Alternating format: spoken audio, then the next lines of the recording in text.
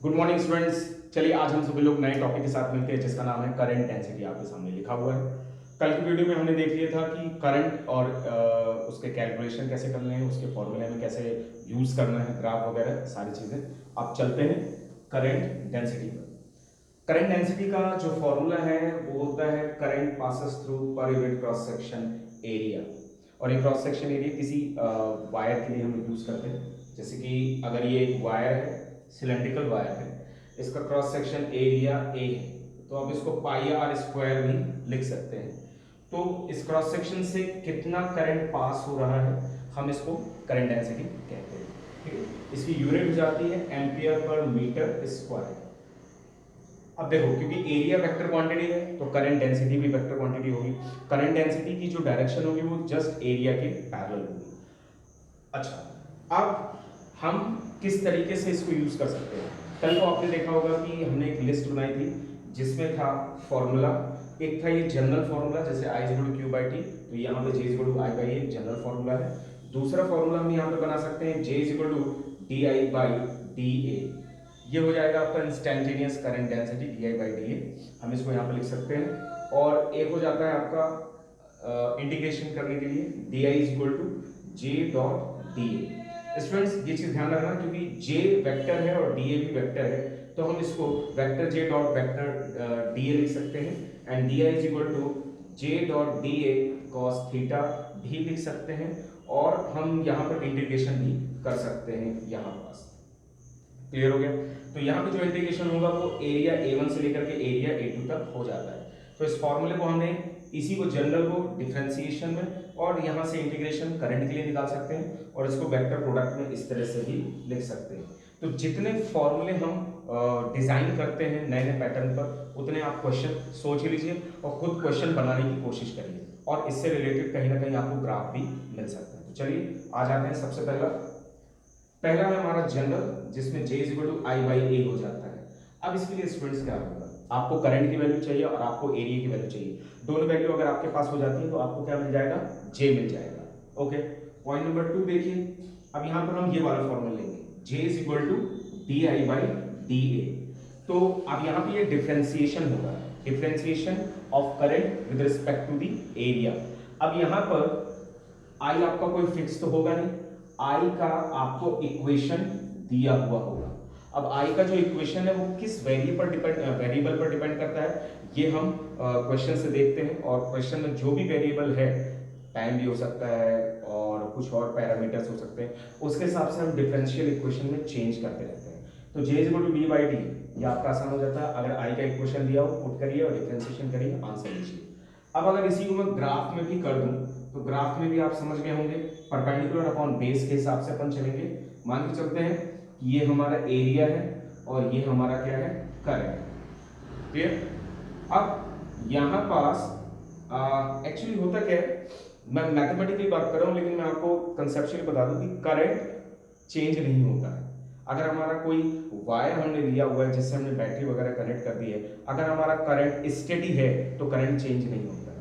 तो steady current के लिए ये D I by D A zero हो जाएगा, राइट। तो मैं यहाँ पे इसको बाद में लिखूंगा, लेकिन हम यहाँ पे देखते हैं कि मान के चलते हैं एरिया बढ़ रहा है और करंट भी हमारा वेरिएबल है, वो स्टेडी नहीं होकर के वेरिएबल है। तो हमारा आई और ए के बीच का जो ग्राफ है मान के चलो वो इस तरह से जा रहा है, ठीक है। अब यहाँ पर जा रहा है तो इस वक्त एक वैल्यू हो गई ए और यहाँ का एरिया हो गया, करंट हो गया आई। अब ए और आई के लिए आपको जे निकालना है, तो जे इज इक्वल टू हो जाएगा आई बाई क्या हो गया, ए, राइट। अब अगर काम करते हैं, यहाँ पे एक पॉइंट ए ले लेते हैं, यहाँ पे एक पॉइंट बी ले लेते हैं, स्मॉल ए ले लेते हैं, स्मॉल बी। और यहाँ पर हो गया एरिया A1, यहाँ पर हो गया एरिया A2, यहाँ पे हो गया करंट I1, यहाँ पे हो गया करंट I2। एक्चुअली ये जो आपका गैप है बहुत कम होना चाहिए, लेकिन अपन ग्राफ देख रहे हैं तो इसको अपन समझ सकते हैं। और इधर का जो गैप होगा वो हो जाएगा DA which is equal to A2 minus A1। और यहाँ पर जो है आपका हो जाएगा DI जो कि हो जाएगा I2 माइनस I1, और वो होगा इनके बीच का। तो आप यहाँ पे एक पॉइंट C देख सकते हैं। तो ट्राइंगल ABC से मैंने परपेंडिकुलर यानी BC जो कि DI होगा निकाल लिया है, आपका AC जो कि बेस होगा DA मैंने निकाल लिया है। अब यहाँ पर करंट डेंसिटी करने के लिए J is equal to DI by DA कर दीजिए, आपका आंसर आ जाएगा। अब यहीं पर ये है आपका परपेंडिकुलर और ये हो जाता है आपका बेस, तो परपेंडिकुलर अपॉन बेस आपका tan थीटा हो जाता है। तो ध्यान रखना j equal to tan theta भी होगा, मतलब कि अगर मैंने आपको ये ग्राफ दे दिया है, अगर आपकी एरिया की वैल्यू ऐसी है, आई इस तरह दिया है, और अगर ये आपको लाइन दी हुई है, यहाँ पे मैं एंगल थीटा बना सकता हूँ, थीटा की कोई वैल्यू दे देता हूँ, लेट्स सपोज 30 डिग्री दिया है, ये क्वेश्चन हो जाता है, तो मैं पूछ सकता हूँ करंट डेंसिटी कितना है, तो current density is about 30 degree, और आपका आंसर यहाँ पर आ जाता है। तो J is equal to tan theta भी यहाँ पर हम कर सकते हैं, जैसे कि हमें लास्ट वाले लेक्चर में हमने किया था। ओके, अब क्योंकि करंट दो तरह का हो सकता है, स्टेडी करंट और variable current. Students, for steady current I जो है कांस्टेंट होता है, या फिर दूसरे शब्दों में हम उसे मैक्सिमम बोल सकते हैं, क्योंकि स्टेडी करंट हमको मिलता है डीसी करंट से। अब अगर आपको बोलता है कि DC current, steady current, fix current, constant है, जो भी है, तो आपका करंट डेंसिटी जो है di/dA उस टाइम पर 0 आ जाएगा। क्यों? क्योंकि उसका डिफरेंशिएशन नहीं हो रहा, क्योंकि वो बदल नहीं रहा।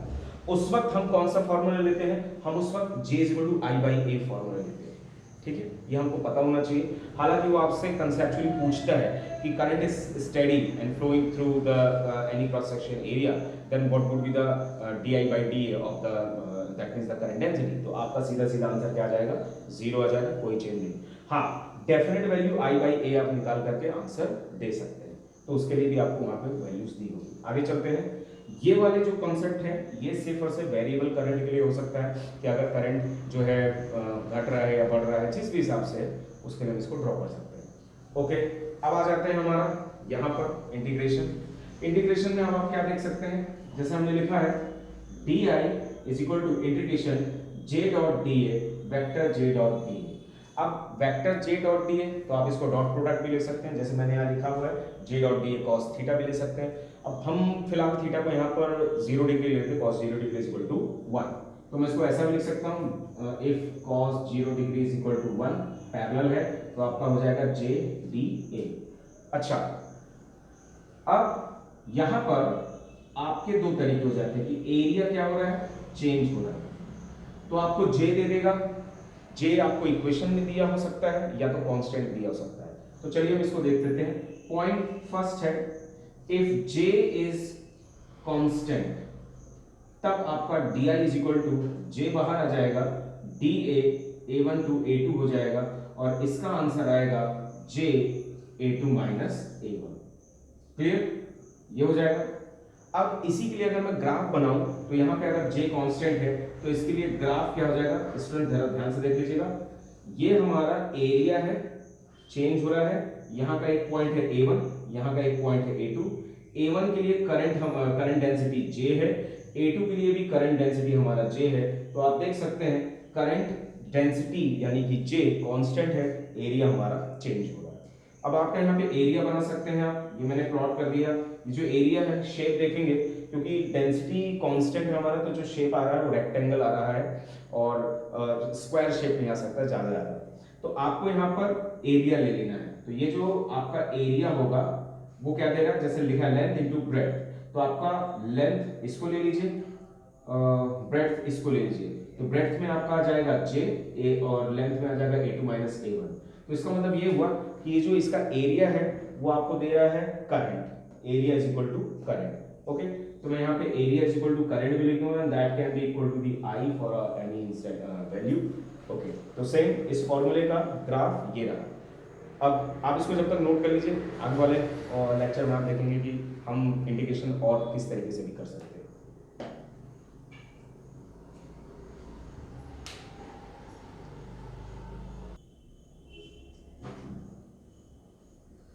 ओके स्टूडेंट्स, चलिए अब आ जाते हैं यहाँ पास d I is equal to integration g dot d a1 a2। अभी अभी आपने थोड़ी देर पहले देखा था कि किस तरीके से अगर j कांस्टेंट है तो कैसे कर लेना है, ग्राफ और नॉर्मल फॉर्मूला। अब यहाँ पर अगर j इज वेरिएबल यानी चेंज हो रहा है, तो दो तरीके से चेंज हो सकता है। या तो ऐसा चेंज होगा कि आपका एरिया बढ़ रहा है और j यूनिफॉर्मली चेंज हो रहा है, तो आपका यहाँ पास एरिया ए हो गया और डेंसिटी आपकी जे हो गई।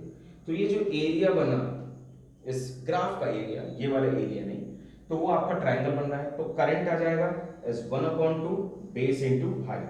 तो 1/2 बेस हो गया जे और हाइट हो गया ए। तो आपको जो है इस फॉर्मूले को आपने इस तरीके से कन्वर्ट कर दिया। कभी कभी ग्राफ से हम इस तरह से निकाल सकते हैं। अब ग्राफ को किस तरीके से शेप देना है ये क्वेश्चन में आपको पता कर लेना है। ट्राइंगल है, रेक्टेंगल है, ट्रेपेजियम है, जो भी है आपको वहीं से मिल जाएगा। ये तो हो गया एक पैटर्न। दूसरा पैटर्न क्या हो सकता है कि अगर मान लीजिए एरिया ऐसा दिया हो, करंट डेंसिटी इस तरीके से चेंज हो रही हो, जैसे यहाँ पे A1 है और यहाँ पे मैंने A2 लिया है। A1 के लिए यहाँ पास हमारा वैल्यू है J1, A2 के लिए यहाँ पास हमारा वैल्यू है J2, लेकिन ये इस तरीके से चेंज हो रहा है। अब ये कर्व है, कर्वेचर लाइन है, तो इसका एरिया निकालना हमारे लिए आसान नहीं है। तो हम यहाँ पे इंटीग्रेशन के लिए इतना सा पार्ट ले लेते हैं। इस वाली वैल्यू को हम फिक्स j ले लेते हैं कि लेट्स सपोज इसकी वैल्यू j है और हम इंटीग्रेशन का फॉर्मूला यहाँ पे अप्लाई कर देते हैं। तो ये हो जाता है i is equal to integration j dot da a1 से a2। यहाँ पर j कांस्टेंट नहीं है, वो इक्वेशन फॉर्म में दिया होगा। अब इक्वेशन फॉर्म में दिया होगा और उसका आपको इंटीग्रेशन करना पड़ेगा। फिर डीए के रिस्पेक्ट में आप उसको थोड़ा सा a2 a1 लिमिट लगाकर चेंज करेंगे, फॉर्मूला अप्लाई करेंगे, आंसर निकल आएगा। तो इन दो तरीकों को बिल्कुल नहीं भूलना है, कभी कभार एग्जाम्स में पूछ लिया जाता है। एनसीईआरटी में एक क्वेश्चन होता है कि अगर किसी वायर से यूनिफॉर्मली है, करंट पास हो रहा है, अगर वायर यूनिफॉर्म है तो करंट पास हो रहा है, वो यूनिफॉर्म हो रहा है। अगर स्टेडी है तो एरिया भी तो फिलहाल चेंज नहीं हो रहा, तो आपका करंट डेंसिटी भी क्या रहेगा, कांस्टेंट रहेगा। लेकिन अगर वायर नॉन यूनिफॉर्म है तो एरिया वायर का कहीं ना कहीं चेंज होता रहेगा। करंट हो सकता है कांस्टेंट हो, मगर करंट डेंसिटी चेंज हो जाएगी। क्लियर, इस चीज को ध्यान रखना। यानी करंट डेंसिटी चेंज हो जाती है जब एरिया चेंज होता है, जब करंट और एरिया दोनों चेंज हो रहे हैं, या करंट चेंज हो रहा है, तीनों कंडीशन में चेंज हो सकता है। अब आ जाता है वेक्टर प्रोडक्ट में। वेक्टर प्रोडक्ट ध्यान देना है, हमने लिखा था di is equal to vector j dot vector da। अब इससे रिलेटेड क्वेश्चन क्या हो सकता है, आपको दे सकता है कि j इतना है, da इतना है, theta between j and da इतना है। मतलब कि अगर इस वायर को मैं ऐसा काट दूं तो इसका जो शेप बनेगा वो कुछ ऐसा बनेगा।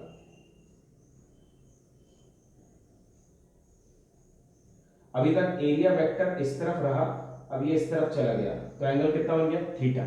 अब ये एंगल आप कैलकुलेट कर लीजिए, या एग्जाम में दिया होगा, आप जे डी और एंगल की वैल्यू रखिए, आपको आंसर मिल जाएगा। दूसरा, या तो ये हो सकता है आपको जे की वैल्यू दी ही हो कि J1 i cap plus J2 J cap plus J3 K cap plus area की A1 i cap A2 J cap plus A3 K cap, यहाँ पे प्लस नहीं आएगा, डॉट आएगा। अब आप करंट निकालिए, क्योंकि करंट स्केलर है तो आप डायरेक्ट इसको लिख सकते हैं J1 A1 J2 A2 plus J3 A3। तो फॉर्मूला लगा के कोऑर्डिनेशन से आप करंट की वैल्यू को निकाल सकते हैं। तो स्टूडेंट्स, ये रहे कुछ यूजफुल फॉर्मूला कैसे अप्लाई करना है। प्लीज अगर आपको पसंद आ रहे हैं तो इनको लाइक और सब्सक्राइब करिए, ताकि हम और अच्छे नए नए कंटेंट, छोटे छोटे, बहुत बड़े बड़े नहीं, छोटे छोटे कंटेंट आपके लिए लेकर आए। ओके, चलिए, शायद आपको पसंद आया हो। Thank you, have a nice day, God.